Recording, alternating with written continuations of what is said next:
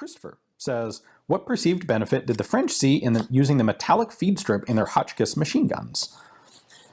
It wasn't just the French. The Japanese also used the Hotchkiss. The Italians used strip-fed guns. The advantage of strips at the time, and actually let me preface this by pointing out that when the Hotchkiss was adopted, which is like 1897, your two options, and this applies to the Maxim as well, your two options were a solid metal feed strip or a cloth belt. There weren't metal disintegrating links. Those would basically show up in World War I because they were necessary for aircraft.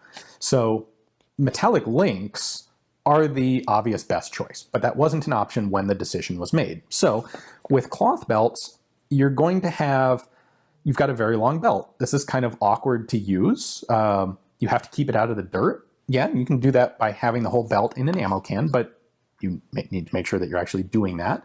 If the belt gets wet, it can shrink and hold the cartridges too tightly and cause malfunctions. If the belt gets wet and then dries out, the cloth can, the fibers can stretch out. You can have cartridges not adequately held in the belt. As the belt's feeding up into the gun, the recoil, the force on the belt, the bouncing around of the belt can cause cartridges to fall out if they're not held tightly enough. These are issues with cloth belts. With the metallic strip, you have ammunition that's more portable. It's easy to package these 30-round strips that are about this long. You don't have to deal with a big, 250 rounds hanging out the feed side of the gun or 250-round empty belt hanging out the ejection side of the gun. And I think it's important to remember to know that, which some people don't, that as you're feeding these feed strips, the way you do it, you don't let one go through and then it ejects and then you put the next one in. You are actually clipping one strip into the next and feeding them as a continuous unit.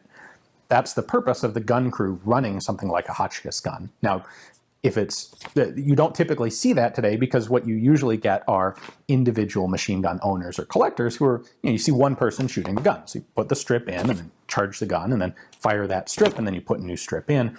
But that's not how they were originally used in military service. So I think history has shown us that the belts were probably the better option, but there were solid reasons to use the feed strips at that time.